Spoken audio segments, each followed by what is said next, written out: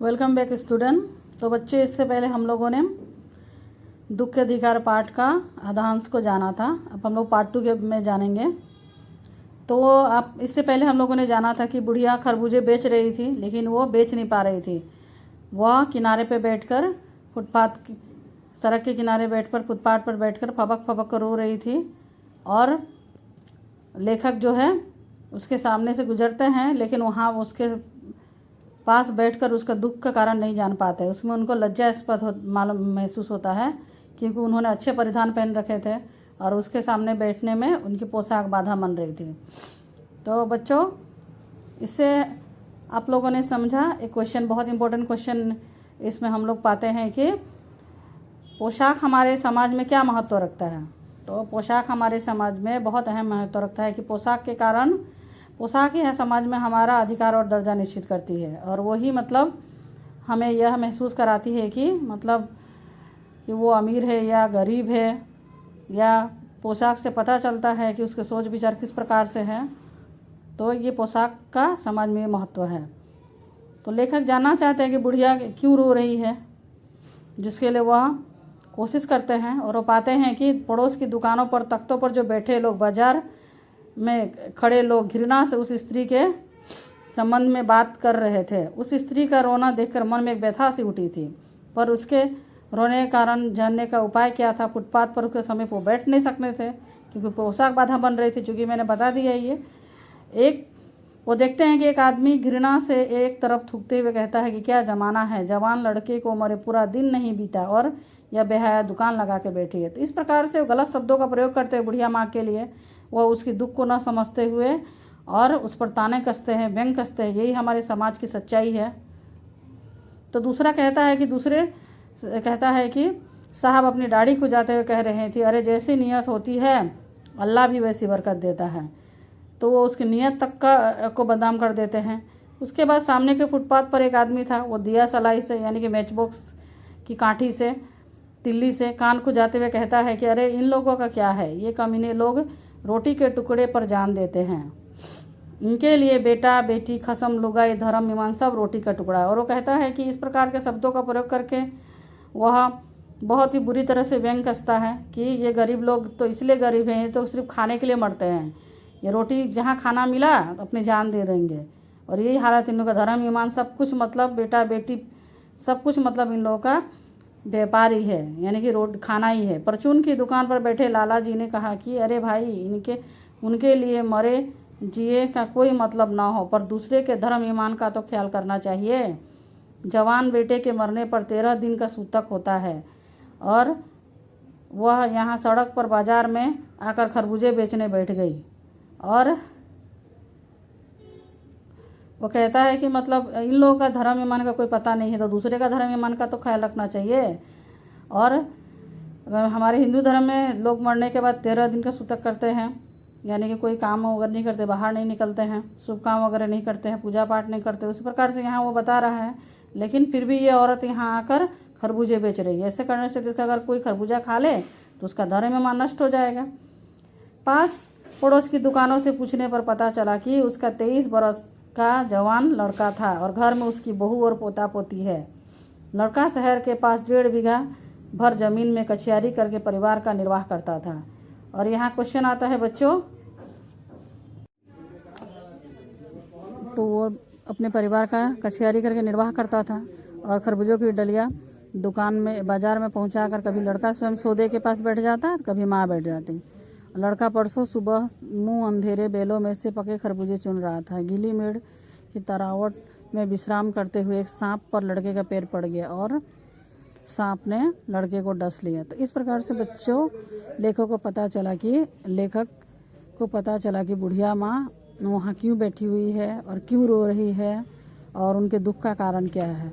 तो यहाँ क्वेश्चन होता है कि क्वेश्चन आएगा एग्जाम में कि आपका पूछा जा सकता है, इम्पोर्टेंट है। रनिंग क्वेश्चन भी आते हैं ये सब, कि भगवाना क्या करके अपने परिवार का निर्वाह करता था। तो भगवाना शहर के पास 1.5 बीघा भर जमीन में कचहरी करके परिवार का निर्वाह करता था।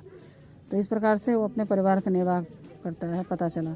तो लेखक को कहाँ से पता चला कि बुढ़िया क्यों रो रही थी, और बुढ़िया खरबूजे बेचने के बजाय सिर झुका कर लगातार रोए जा रही थी। तो उनको पास पड़ोस की दुकानों पर पूछने से पता लगा था, ठीक है। और उनका उसके बुढ़िया का बेटे का उम्र कितना था, 23 साल था, 23 ईयर्स। और कि उसके मृत्यु का कारण क्या था, उसके मृत्यु का कारण सांप का डसना था। और जिस बेटे को सांप डस ले उसकी माँ तो ऑब्वियसली बावली हो जाएगी, पागल सी हो जाएगी, तो बेचैन हो जाएगी। यहाँ भी वही हालत हुआ, वो बुढ़िया बावली होकर ओझा को बुला के लेकर आई। क्योंकि सांप के काटने पर झाड़ फूँक ज़्यादा चलता है, मान्यता है इस प्रकार से, तो वो बुढ़िया भी झाड़ फूँक वाले को बुला के लेकर आई, ओझा को बुला के लाई। ओझा यानी कि झाड़ फूँक करने वाला। झाड़ना फूँकना हुआ, नागदेव की पूजा हुई। पूजा के लिए दान दक्षिणा चाहिए। घर में जो कुछ आटा और अनाज था दक्षिणा में उठ गया। माँ, बहू और बच्चे भगवाना से लिपट लिपट कर रोए, पर भगवाना जो एक दफे चुप हुआ तो फिर न बोला। सर्प के विष से उसका बदन काला पड़ गया चुका था। तो सांप के विष से उसका पूरा शरीर काला पड़ गया था। भगवाना जो एक दफा चुप हुआ, दोबारा भी न बोला वो। और अब क्या किया जाए, जिंदा आदमी नंगा रह सकता है, परंतु मुर्दे को नंगा कैसे विदा किया जाए। उसके लिए तो बजाज की दुकान से नया कपड़ा लाना ही होगा, चाहे उसके लिए माँ के हाथों के छन्नी ककना ही क्यों न बिक जाए। तो यहाँ बच्चों, छन्नी ककना से तात्पर्य है छोटे मोटे मामूली से आभूषण। चूँकि बुढ़िया माँ तो बहुत गरीब थी और उनके पास तो ज़्यादा आभूषण होंगे नहीं, इसीलिए यहाँ छन्नी ककना के शब्दों का प्रयोग किया गया, यानी कि मामूली से आभूषण। भगवाना परलोक चला गया। घर में जो कुछ चुन्नी भूसी थी उसे विदा करने में चली गई। यानी कि बाप नहीं रहा तो क्या, लड़के सुबह उठते ही भूख से बिलबिलाने लगे। यानी कि मतलब बेटा तो मर गया, भगवाना मर गया, लेकिन घर की स्थिति तो बहुत ख़राब हो चुकी थी, पहले से भी ख़राब थी, क्योंकि इकलौता कमाने वाला बेटा मर गया, सांप के डसने से मर गया। और उसको बचाने में जो कुछ भी घर में बचा कुचा था वो भी चला गया। लेकिन बच्चे तो बच्चे होते हैं, और भूख तो किसी को भी नहीं छोड़ती है। और बच्चे, उनको तो पता नहीं कि उसके पिता नहीं है, घर में कोई कमाने वाला नहीं है, उनको तो कोई सूझबूझ नहीं है। वो भूख से बिलबिलाने लगे। और तब उनकी दादी ने उन्हें खाने के लिए कुछ खरबूजे दे दिए, लेकिन बहू को क्या देती। बहू का बदन बुखार से तवे की तरह तप रहा था। अब बेटे के बिना बुढ़िया की दुवन्नी चवन्नी भी कौन उधार देता। कहने का मतलब है कि उसका इकलौता घर में कमाने वाला था और उसका बेटा मर गया, तब उसे कौन उधार देता। इसलिए उधार नहीं दे रहे थे कि उनको कौन चुकाएगा। बुढ़िया रोते रोते आंखों पोंछते पोंछते भगवाना के बटोरे हुए खरबूजे डलिया में समेटकर बाजार की ओर चली। और चारा ही क्या था, उसके पास कोई उपाय नहीं था। वो अब करती तो क्या करती, कोई उधार देता नहीं, ना कोई मददगार था, इकलौता कमाने वाला था बेटा, वो भी चल बसा। इसीलिए वो खरबूजे निकल के चल पड़ी। और उसको देख देख कर आसपास के लोग उस पर प्रतिक्रिया व्यक्त कर रहे थे, व्यंग कस रहे थे, ताने कस रहे थे। उसकी मदद करने के बजाय उसको भला बुरा कह रहे थे कि कल जिसका बेटा चल बसा, आज वह बाजार में सौदा बेचने चली, हाय रे पत्थर दिल। यानी कि वह तो मुंह छुपा के बेचारी रोए जा रही थी। वो तो गई थी कठोर दिल करके कि बच्चों के लिए कुछ लेकर आए, खरबूजे बेचे, कुछ खाने पीने को लेकर आए, लेकिन उससे हो नहीं रहा था। और उस पुत्र वियोगिनी के दुख का अंदाजा लगाने के लिए पिछले साल अपने पड़ोस में पुत्र की मृत्यु से दुखी माता की बात सोचने लगा। वह संभ्रांत महिला पुत्र की मृत्यु के बाद 2.5 मास तक पलंग से न उठ सकी थी। उन्हें 15-15 मिनट बाद पुत्र वियोग से मूर्छा आ जाती थी, और मूर्छा न आने की अवस्था में आंखों से आंसू न रुक सकते थे। तो बताते हैं कि उस पुत्र वियोगिनी का दुख का अंदाजा, मतलब इसको कितना दुख हो रहा होगा, उसका दुख का अंदाजा लगाने के लिए उन्होंने अपने पड़ोस में एक जो अमीर औरत थी, धनी महिला थी, संभ्रांत महिला थी, उसका भी बेटा का मृत्यु हो गया था, उसका दुख से अंदाजा लगाने लगे।